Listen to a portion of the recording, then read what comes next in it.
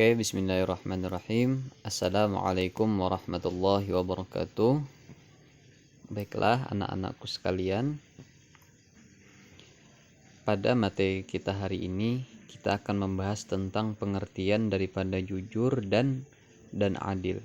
Nah, kalau kita di materi sebelumnya sudah membahas tentang bahaya daripada minuman keras, kemudian lagi berjudi dan pertengkaran, hari ini kita berfokus pada membahas yaitu jujur dan adil. Nah, oke, bahasan yang pertama yaitu kita akan membahas tentang pengertian jujur. Nah, jadi, jujur ini merupakan sikap ataupun sifat yang dimiliki oleh seseorang yang senantiasa berpijak pada kebenaran, menghindari kemunafikan, kepalsuan, rekayasa, basa-basi, kepura-puraan, dan perbuatan manipulatif lainnya. Nah, jadi sikap jujur ini apa? Sikap yang dimiliki oleh seseorang yang senantiasa berpijak pada kebenaran, baik itu kebenaran dalam perbuatannya maupun kebenaran dalam ucapannya. Nah, jadi kalau orang jujur ini biasanya dia sudah terhindar daripada sifat munafik. Nah, karena apa? Ciri daripada sifat orang munafik itu ada 3. Yang pertama, apabila dia berbicara dia berdusta. Kemudian lagi yang kedua apa? Apabila dia berjanji dia khianat. Kemudian lagi dia apa? Ketika dia berjanji dia ingkar, dan ketika dia dipercaya dia khianat. Nah, ketiga sifat ini merupakan pangkal dari ketidakjujuran seseorang. Nah, jadi pada intinya jujur itu apa? Sifat ataupun sikap yang dimiliki oleh seseorang yang selalu berpijak pada kebenaran baik dalam sikapnya maupun perbuatannya.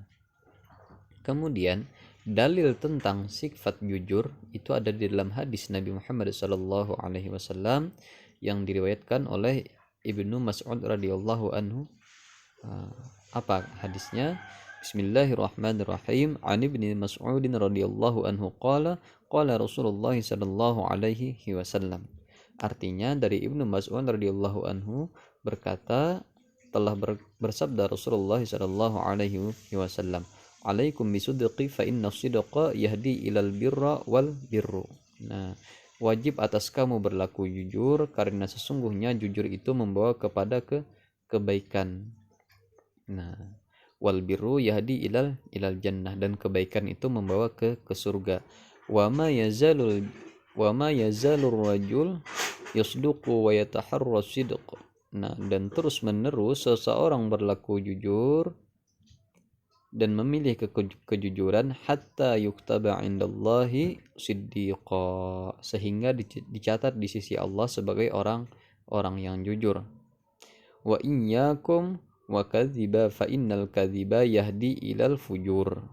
Dan jauhkanlah dirimu dari dusta, karena sesungguhnya dusta itu membawa kepada kedurhakaan. Wal fujur yahdi ilan nar, dan durhaka itu membawa ke neraka.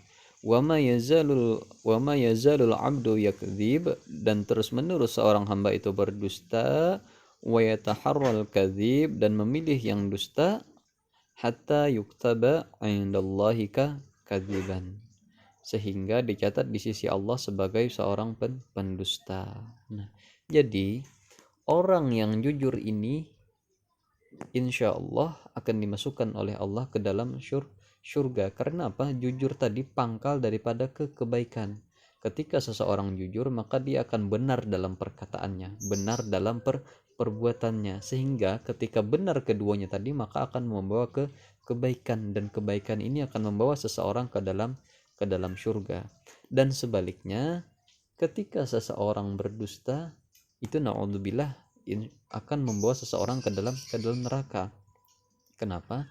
Karena di dalam dusta tadi akan membawa keburukan, kedurhakaan. Nah, keburukan dan kedurhakaan tadi akan membawa seseorang ke dalam neraka. Summa na'udzubillahi min dzalik. Nah, kemudian lagi klasifikasi jujur tadi seperti sudah disebutkan, ada jujur di dalam perkataan dan juga ada jujur di dalam perbuatan.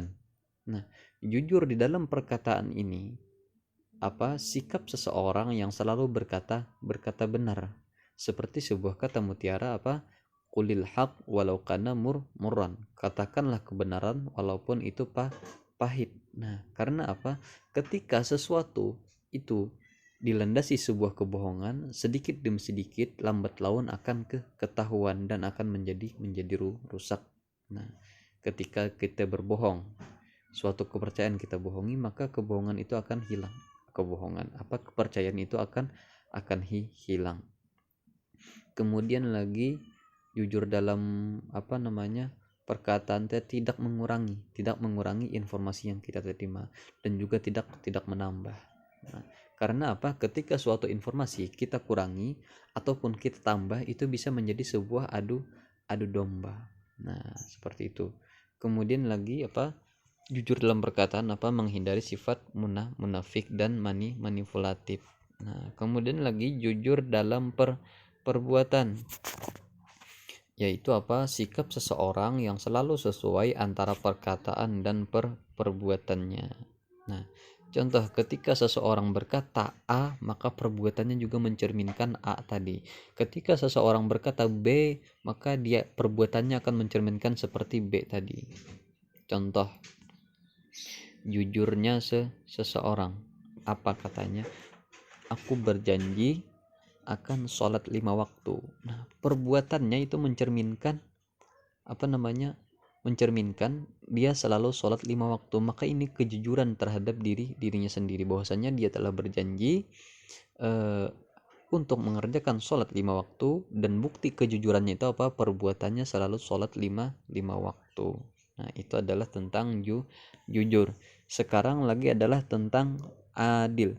Nah, adil ini secara bahasa yaitu sama atau seimbang. Nah, kalau di dalam kaidahnya, adil itu adalah menempatkan sesuatu pada tempatnya. Nah, di sini kan tadi adil diartikan sebagai sama atau seimbang.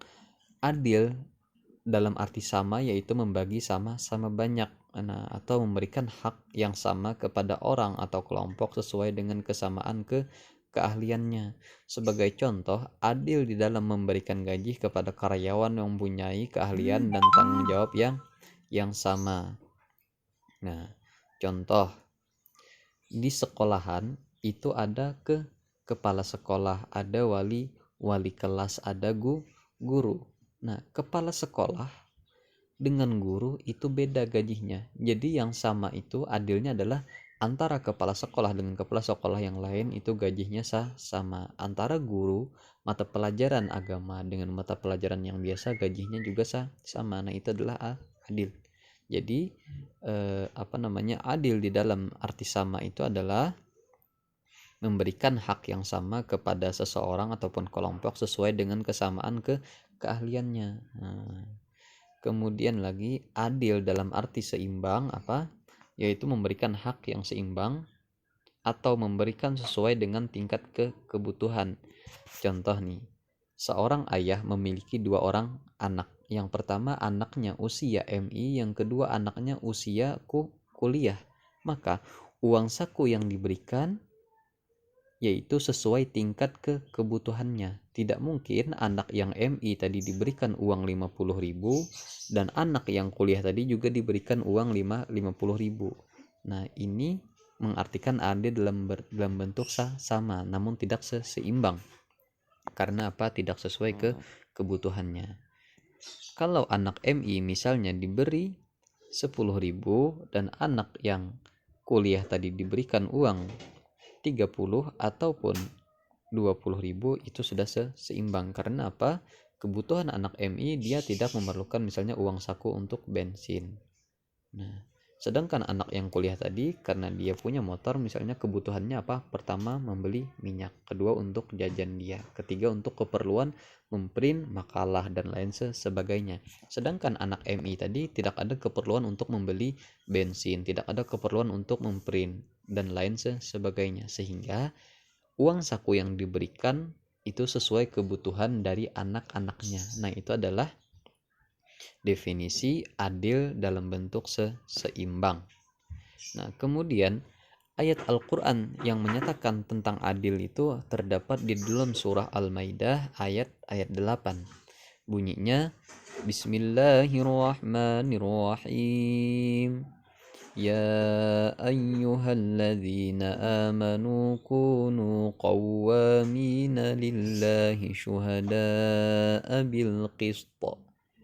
ولا يجرمنكم شنآن قوم على ألا تعدلوا اعدلوا هو أقرب للتقوى واتقوا الله إن الله خبير بما تعملون. Artinya, wahai orang-orang yang beriman, jadilah kamu sebagai penegak keadilan karena Allah. Ketika menjadi saksi dengan adil, dan janganlah kebencianmu terhadap suatu kaum mendorong kamu untuk berlaku tidak adil. Berlaku adillah, karena adil itu lebih dekat kepada takwa, dan bertakwalah kepada Allah. Sungguh Allah Maha teliti terhadap apa yang kamu kerjakan. Nah, ini adalah ayat Al-Quran yang menjelaskan betapa pentingnya sikap ataupun sifat adil. Karena apa? Di dalam adil ini ya, Sayyidina Umar bin Khattab radhiyallahu anhu, sahabatnya Rasulullah, beliau berkata bahwasanya jika kalian mempunyai suatu doa yang pasti dikabulkan Allah, satu doa yang pasti dikabulkan oleh Allah, maka pintalah pemimpin yang adil. Nah, karena di dalam suatu negara, di dalam sebuah lingkup masyarakat, di dalam sebuah lingkup suku, di dalam sebuah lingkup keluarga, ketika kita mampu berlaku adil, maka di situ nanti akan timbullah ketentraman, kenyamanan, dan menjadikan masyarakat yang damai. Nah, namun ketika di dalam sebuah negara itu tidak berlaku adil, di dalam sebuah suku tidak berlaku adil, di dalam sebuah rumah berlaku tidak adil, maka jangan harap di dalam negara, di dalam suku tadi terdapat kedamaian. Pasti akan ada sifat saling iri, dengki. Karena tidak adil. Nah, seperti itu. Ini adalah ayat Al-Quran yang menjelaskan betapa pentingnya adil. Karena ketika seseorang berlaku adil, maka itu sudah mendekat pada ketakwaan, dan bertakwalah kepada Allah. Karena Allah itu Maha teliti terhadap apa yang kita kerjakan. Nah, adil ketika menjadi saksi, memberikan kesaksian yang sebenar-benarnya. Nah, itu adalah adil. Kemudian klasifikasi tentang adil itu ada 5. Yang pertama adil kepada Allah, yang kedua adalah adil terhadap diri sendiri, yang ketiga adalah adil terhadap keluarga, yang keempat adalah adil terhadap orang lain, dan yang kelima adalah adil terhadap makhluk hidup lainnya. Yang pertama itu adil kepada Allah. Nah, contoh adil kepada Allah, kenapa? Kita mengerjakan sholat itu tepat pada waktunya. Itu adalah adil kita kepada Allah. Jangan sampai kita mengabaikan Allah yang memberikan waktu kepada kita. Nah, karena kita sibuk misalnya kepada pekerjaan kita, kemudian kita melalaikan perintah kepada Tuhan yang memberikan kita waktu. Nah, itu kita sudah tidak adil kepada Allah ketika kita lalai. Kemudian lagi adil terhadap diri sendiri. Misal nih, kapasitas kita itu misalnya mengantuk sudah jam 9 itu sudah jatahnya untuk tidur misalnya. Nah, namun kita bawa bergadang sampai jam 1, jam 2 karena main game. Nah, itu kita sudah tidak adil kepada diri sendiri. Tidak adil kepada mata kita yang mempunyai jatah waktu istirahat. Nah, seperti itu. Kemudian lagi adil terhadap keluarga seperti yang sudah Bapak jelaskan tadi. Kemudian lagi adil terhadap orang lain, dan adil terhadap makhluk hidup, hewan ataupun tumbuhan. Nah, itulah materi pembelajaran kita pada hari ini, yaitu tentang jujur dan adil. Insya Allah ketika kita sudah menerapkan perilaku jujur, menerapkan perilaku adil, insya Allah kita akan disenangi oleh orang lain, disenangi oleh keluarga. Nah, karena apa? Adil ini termasuk dalam akhlak mahmudah, akhlak terpuji. Nah, ketika kita menerapkan sebuah perilaku yang terpuji, insya Allah kita akan dipandang baik oleh orang lain, dipandang baik oleh Allah. Nah, itulah materi yang Bapak sampaikan pada hari ini. Dipersilakan jika ada yang ingin bertanya, silakan untuk menchat Bapak. Nah, seperti itu. Mungkin itu yang dapat Bapak sampaikan. Bapak akhiri dengan mengucap hamdalillah. Assalamualaikum warahmatullahi wabarakatuh.